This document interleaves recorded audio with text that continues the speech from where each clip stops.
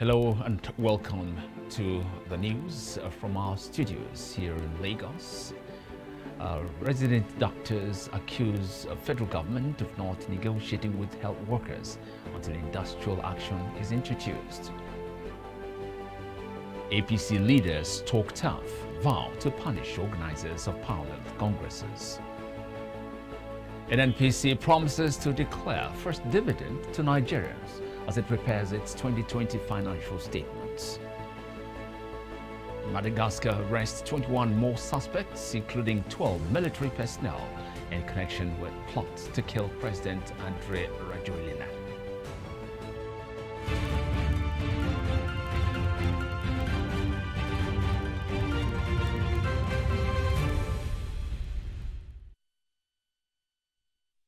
Hello, thanks for joining us on News Now. And here are stories making headlines. I'm Michael Nath. We'll begin in Abuja, where the president of the Association of Resident Doctors, the National Hospital, says the federal government barely negotiates with health workers until an industrial action is introduced. Dr. Akainimo Mbong, who is also the senior registrar of the National Hospital's Department of Obstetrics and Gynecology, made this known on Monday. The National Association of Resident Doctors had resumed its industrial action on Monday over unpaid salaries and benefits. The doctors are also demanding the immediate withdrawal of a circular removing house offices from the scheme of service.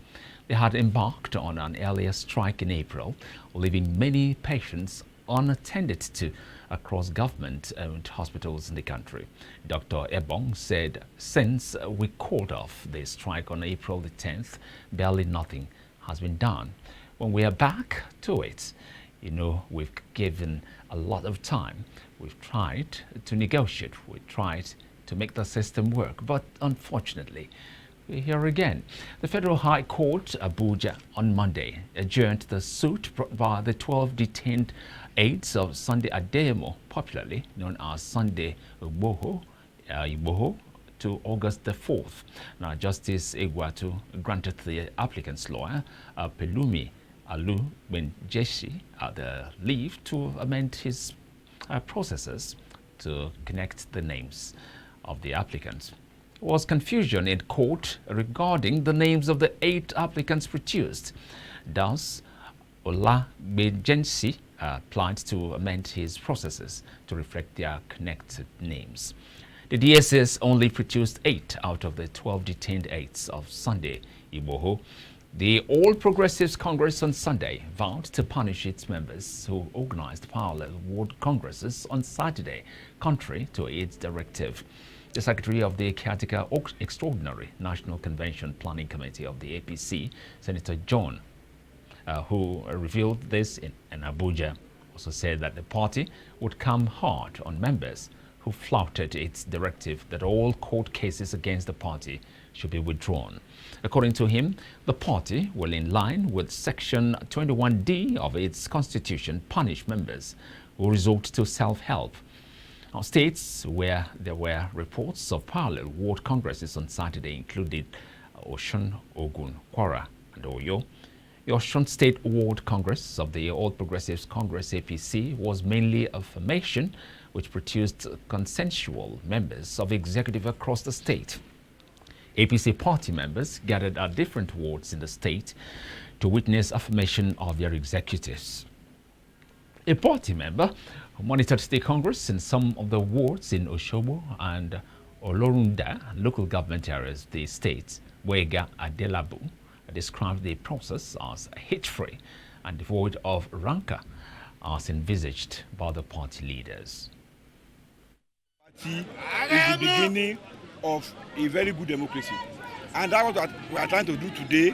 We are trying to elect our ward executive, and as suggested by the national body that most of the states we should try and do consensus, and as agreed by the stakeholders of our party in Osun State yesterday with Mr. Governor. In the local government, what we are doing is consensus, and I can tell you everybody is happy. We have monitored 4 wards, and I can tell you all what we have done is consensus. There is no parallel congress. There is a single ward congress committee headed by Honorable Gbenga Elegbeleye, and they deploy three-man committee to conduct Congress. Ask anybody that says he has conducted parallel Congress, from where did they get the power to conduct parallel Congress? There cannot be parallel Congress because there is a unitary structure headed by Honorable Gbenga Elegbeleye. The leadership of the EKITI State Executive Council of the All Progressives Congress has applauded the peaceful conduct of the World Congresses in the entire state. Addressing journalists after the World Congress in the state, the acting state party spokesperson, Ade Ajayi, expressed delight at the way and manner the members of the party conducted themselves. Free. It's free. Because every other party members conducted themselves orderly. We have the security people on ground. They are orderly too. The situation of common agreement that you call consensus, we must have all met, take decision together, include everybody. It's an inclusive thing. Democracy is about bringing your bit, and I bring my bit to make a whole. And we have concluded all arrangements to start this Congress. Our party encourages consensus. It encourages consensus. Where elections are going to be held is only where the consensus did not work. But if we have succeeded in the consensus mood, we adopt the consensus. Election is going to be conducted where we have not succeeded in the consensus option. The message of the party to the aggrieved people, we want them to come back home and unite with the party with a view to moving the party forward, and in anticipation of APC retaining Ekiti come 2022 election. There should be continuity. In Ondo State, the Congress, which was relatively peaceful in most of the wards visited in Akure, also gave rise to the selection of party executive at the ward level.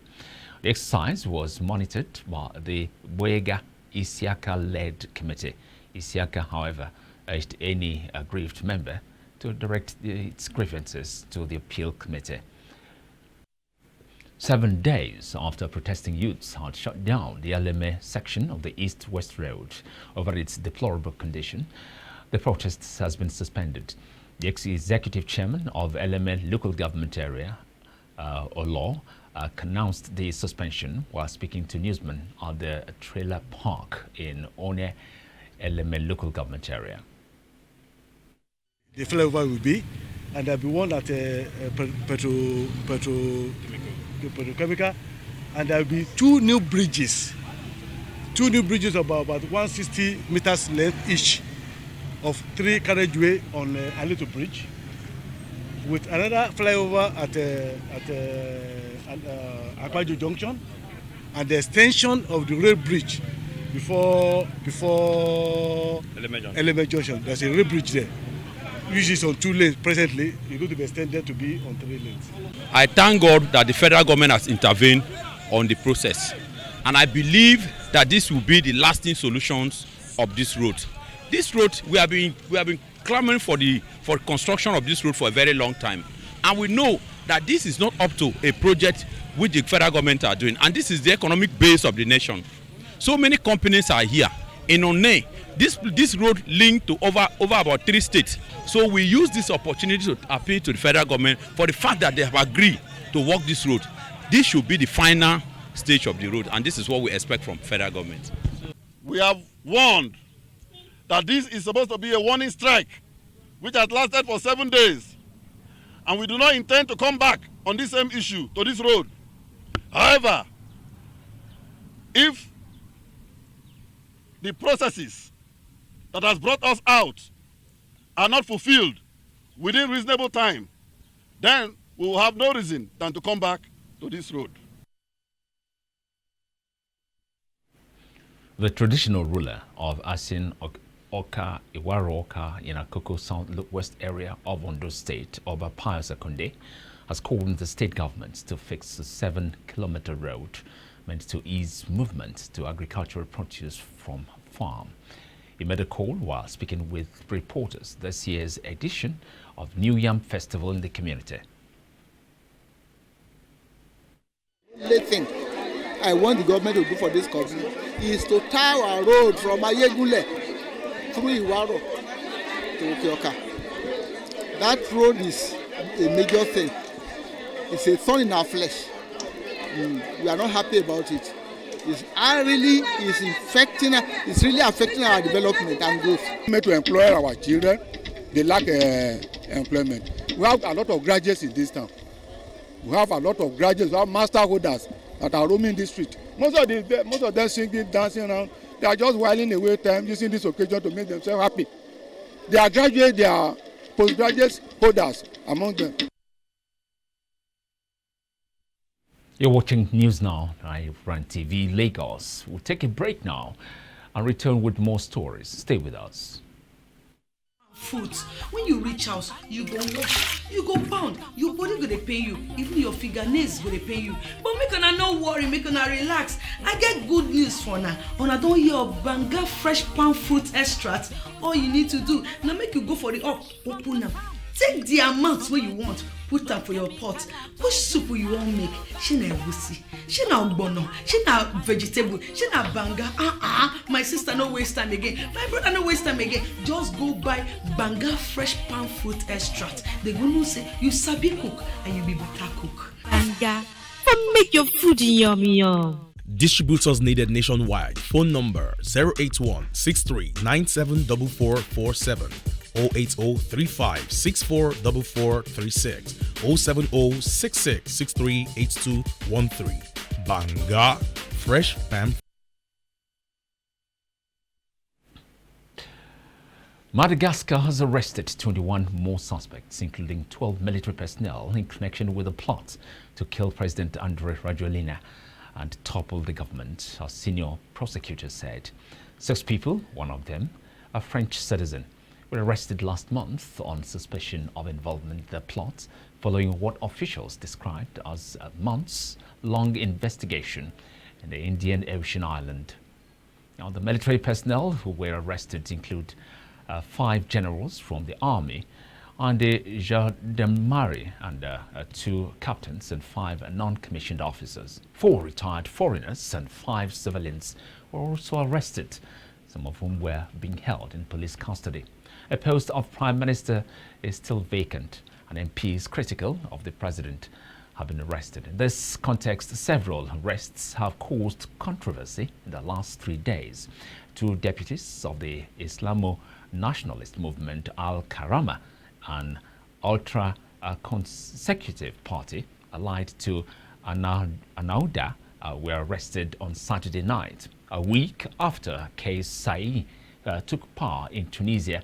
Fears of an authoritarian drift prompted some observers to express their concern on Saturday. On Sunday, now Saied granted himself full powers on July the 25th and suspended parliament, saying they wanted to save the small Maghreb country, which has been plagued by months of political deadlocks and a new deadly spike in COVID-19. Tunisia has one of the world's worst official death rates. Foreign news now. President of Ashraf Ghani on Monday blamed Afghanistan's fast deteriorating security situation on a sudden decision by the United States to withdraw its troops, but said his government had a plan to bring conditions under control within 6 months. Taliban insurgents have moved in on 3 provincial capitals in the last few days amid rapid advances nationwide since Washington said it planned a complete withdrawal of troops by September. The current situation is due to a sudden decision to the withdrawal of the international troops, Ghani told the Afghan parliament in a speech. He, however, noted the Afghan government had a security plan to bring the situation under control within 6 months, and the United States supported the plan. Now, members of a shadow government set up by opponents of Myanmar's coup condemned on Monday the country's military ruler for taking on the role of prime minister in a caretaker government and said the move was designed to try to win legitimacy. Military ruler Min Aung Hlaing made the announcement in a speech on Sunday, 6 months after the army seized power by overthrowing an elected government led by Aung San Suu Kyi. The provincial government replaces the State Administration Council, chaired by Min Aung Hlaing, and has run Myanmar since the coup. Coming up next, sport news with Jidechi.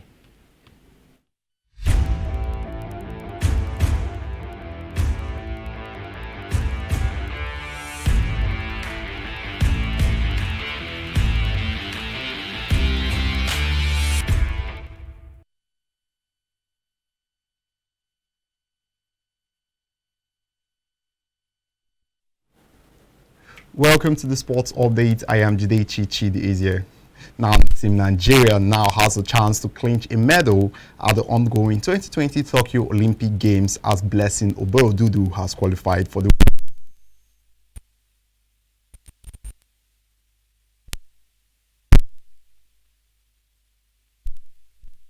over Mongolia's Batsesog Soronzobold. The Nigerian wrestler defeated her opponent 7-2. Obodudu's qualification means that Nigeria is now guaranteed at least a silver medal finish in the event.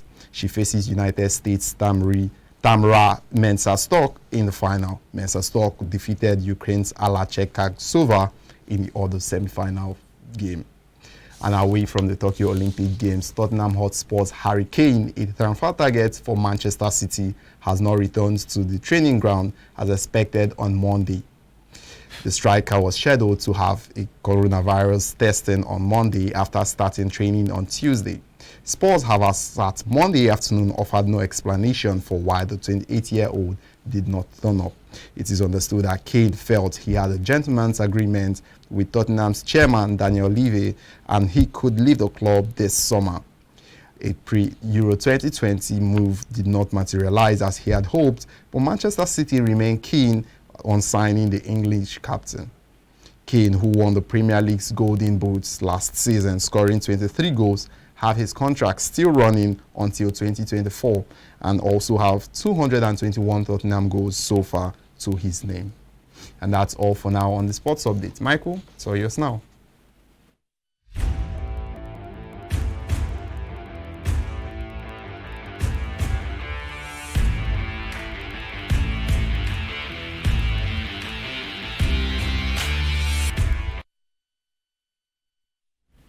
Many thanks, Jidechi. Up next is business news.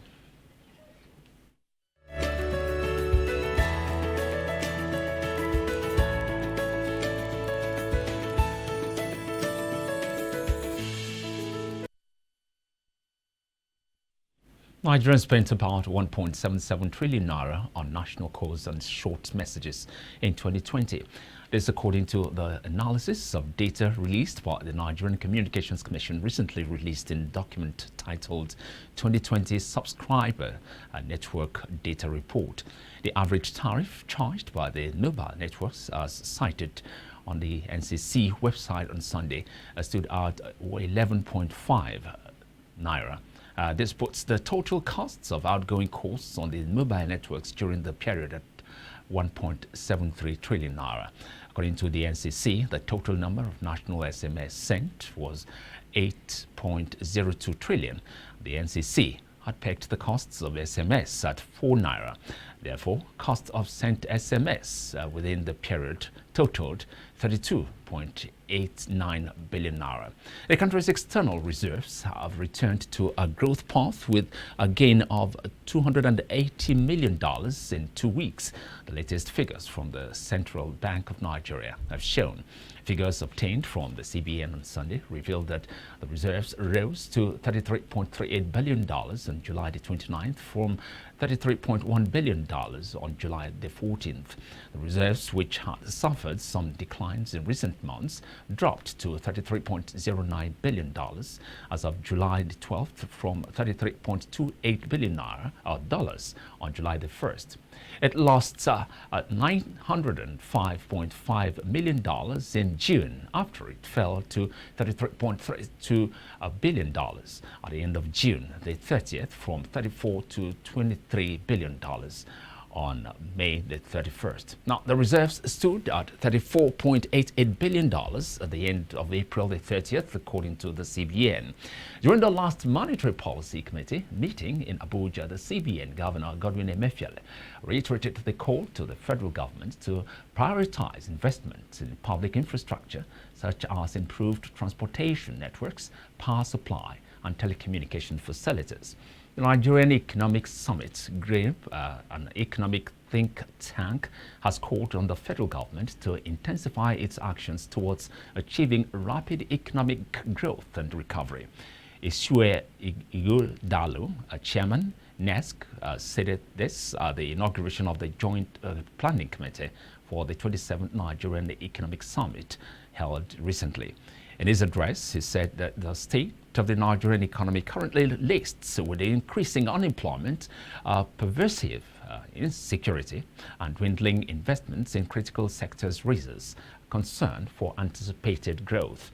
He added that the government at all levels must intensify efforts to address challenges of insecurity and other social vices, especially as a secure environment is a precondition for economic growth, job creation, and poverty reduction.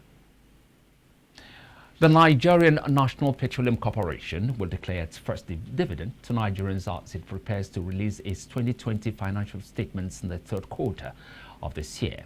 The Group Managing Director, Mele Kiri, disclosed this in Lagos while delivering an address at the opening ceremony of the Nigerian Annual International Conference and Exhibition organized by the Society of Petroleum Engineers.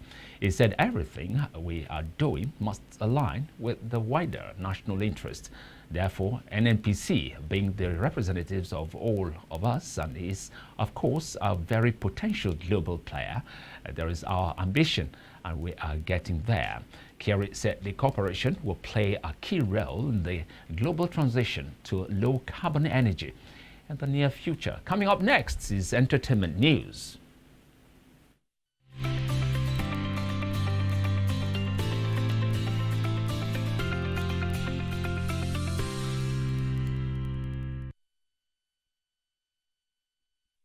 One World Global Records Limited has filed a copyright infringement suit against a fast-rising singer Akinbiyi Abiola Ahmed, popularly known as Bella Shmurda. Now, Bella is set to have a subsisting contract with One World Global Records Limited, which is due to expire in 2022. Now, the label claims that the singer has, contrary to the provisions of the contract, been engaging in the release, publication, and distribution and promotion of songs and videos, among others, without the consent and authorization of the label. The singer has even gone as far as announcing that it has been signed onto another record label, Dangbana Republic, while his contract with One World Global Records Limited still subsists. The label thus seeks the order of court restraining the singer from laying claim to the name and performing of the musical works released under or in connection with the name. The label also seeks the sum of 200 million naira damages for the singer's breach of the contract. Comedian Ali Baba has taken to his Instagram page with some wise words for fans and colleagues in the industry. The entertainer stressed the importance of learning to live for the moment, as the day is never guaranteed. Ali Baba told his fans that there is no need to save their clothes for special events, as being alive is also a special occasion. The comedian also urged its fans to cherish the moment others chose to spend with them. He wrote, quote, "Whoever decides to spend time with you has given you a part of their lives. Enjoy it. Whether it's 60 years, 40, 15, 5 or 2 years. It doesn't matter. Appreciate those years and let the value of the time spent count." And that's the news here on iBrandTV News Now. Thanks very much for watching. I'm Michael Nath.